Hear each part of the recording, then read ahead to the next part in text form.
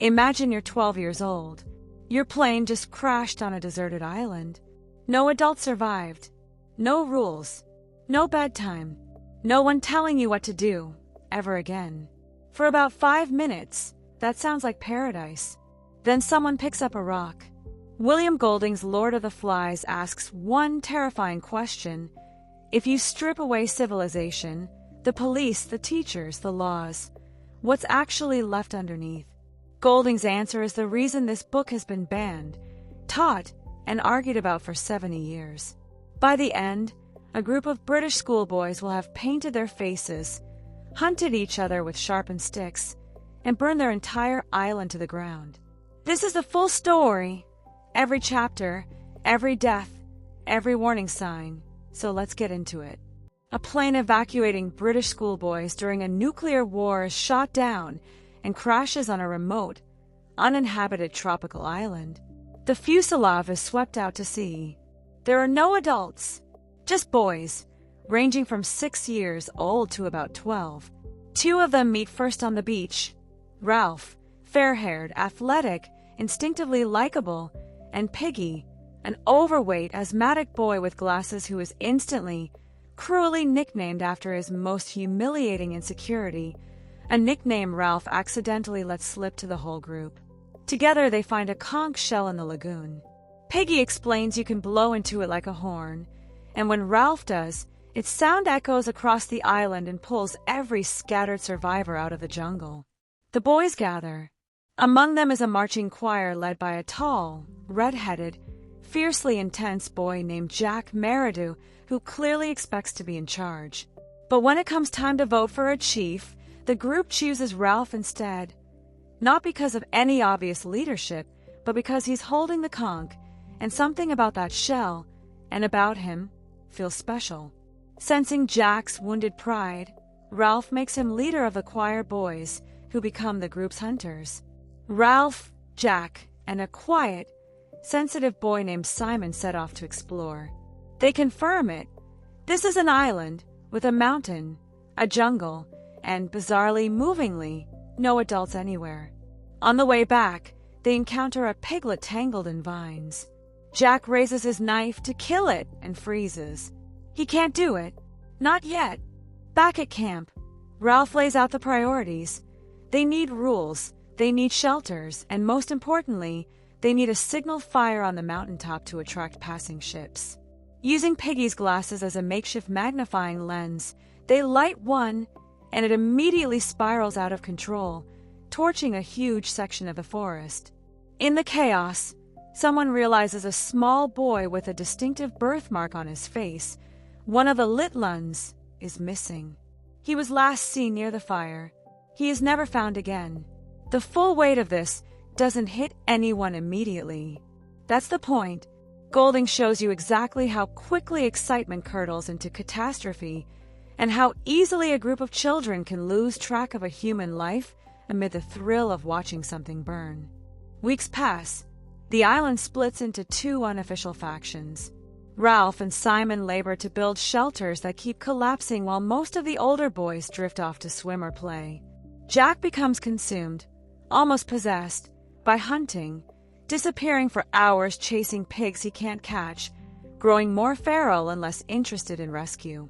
Meanwhile, the Litluns start having nightmares about a beastie lurking in the jungle. Ralph dismisses it logically. There can't be a monster on an island this small. But Jack, sensing an opportunity, doesn't deny the beast outright. He just promises that if it exists, his hunters will kill it. Fear, Golding shows us, isn't defeated by reassurance. It's captured and weaponized by whoever offers the most confident violence. Jack finally makes his first kill, but at the cost of letting the signal fire die out. And in that exact window, a ship passes the island without ever seeing them. Ralph is devastated.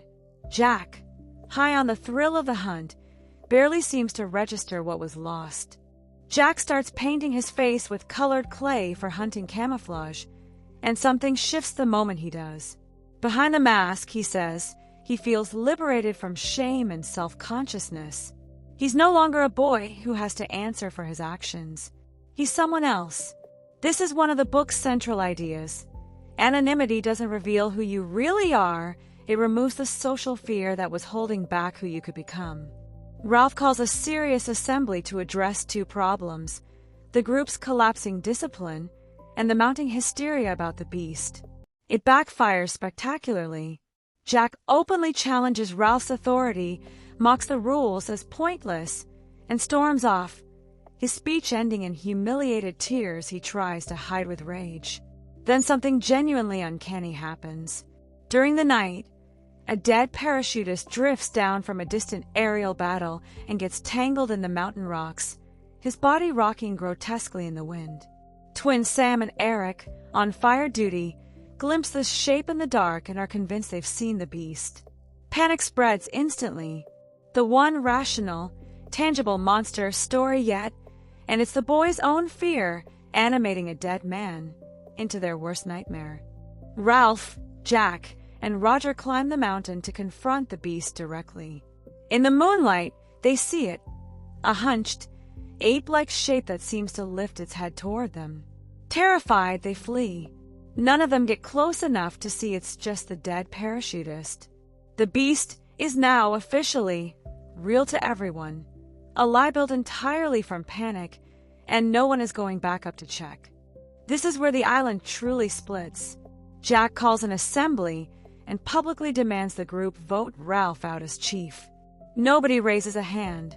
The shame is too much, even for Jack's own hunters. Humiliated, Jack declares he's starting his own tribe and storms off. Most of the older boys eventually follow him, drawn by the promise of meat, hunting, and freedom from rules. Jack's hunters kill a sow and, in a genuinely disturbing ritual, sever its head and mount it on a sharpened stick as an offering for the beast, leaving it in the jungle clearing. Flies swarm it almost instantly. Simon, alone nearby, has a hallucinatory encounter with the severed head, which Golding writes as if it speaks to him. It calls itself the Lord of the Flies, and delivers the book's thesis line by line. There is no beast you can hunt and kill, because it is the beast, the darkness inside every one of them. Simon, exhausted and possibly having a seizure, passes out. Simon regains consciousness and, in his wandering, climbs the mountain and finally sees the truth. The beast is just the dead parachutist, rotting, tangled in his cords. Simon understands immediately that this isn't a monster. It's just a man. He races down the mountain to tell everyone. He arrives during a ferocious thunderstorm, in the middle of Jack's tribe performing their kill chant, working themselves into a frenzy. Kill the beast. Cut his throat. Spill his blood. Ralph and Piggy, present at the feast, get swept up in the chant too. When Simon stumbles out of the dark jungle, disoriented, trying to tell them the truth, the mob doesn't see a boy. They see the beast, finally arrived. They fall on him and beat him to death with their bare hands and sticks. It's the book's most devastating scene, precisely because Golding refuses to let any single boy be the villain. Ralph and Piggy are both there. Both take part. Simon, the one character who understood the truth and was trying to save everyone, is killed by the very people he was running to warn. The next morning, Ralph and Piggy try to convince themselves it was an accident, that the storm and the dark and the fear made it happen. Not them, not really. It's a devastating portrait of how people rationalize atrocity after the fact. That night, Jack's tribe raids Ralph's shrinking camp. Not for food, but to steal Piggy's glasses, the group's only remaining way to light a fire. Ralph, Piggy, and the loyal twins Sam and Eric march to Jack's stronghold, Castle Rock, to demand the glasses back and appeal to whatever civility is left. Piggy, half-blind and shaking, tries to reason with the mob one last time, holding up the conch. Which is better, to have rules and agree, or to hunt and kill? Roger, the quiet, sadistic boy who's been testing the limits of cruelty since the very start of the book, levers a massive boulder off the cliff above. It crushes Piggy, shatters the conch to fragments, and hurls his body into the sea. The last physical symbol of order and democracy on the island is gone in an instant. Sam and Eric are captured and forced into Jack's tribe. Ralph flees alone into the jungle. Now the hunt turns fully on Ralph himself.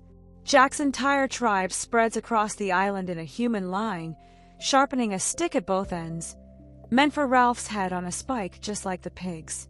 They set the jungle on fire to smoke him out of hiding, and the whole island begins to burn.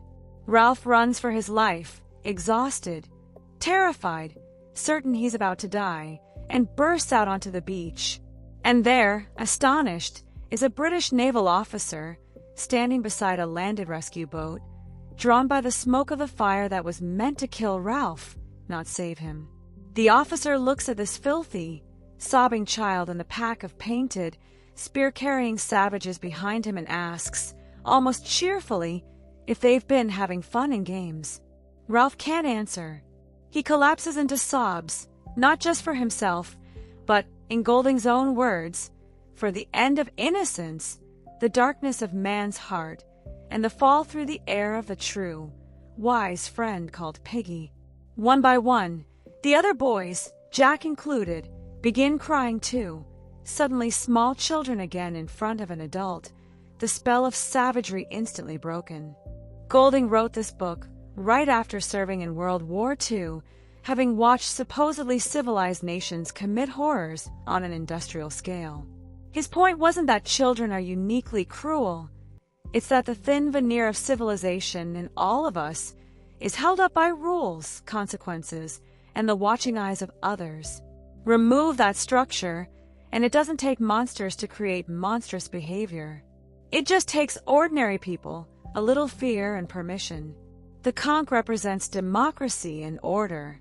Piggy represents intellect and reason, mocked and physically weak, but always right, and ultimately destroyed. The signal fire represents connection to civilization and the desire to be rescued, abandoned the moment hunting became more thrilling. And the beast was never in the jungle at all.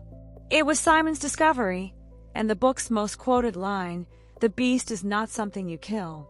It's something you carry." So here's the question I want to leave you with. In Ralph's position, are you sure you wouldn't have ended up at Castle Rock with everyone else? Let me know your answer in the comments below. And if you want more brutal, brilliant classics broken down like this, hit subscribe so you never miss the next one.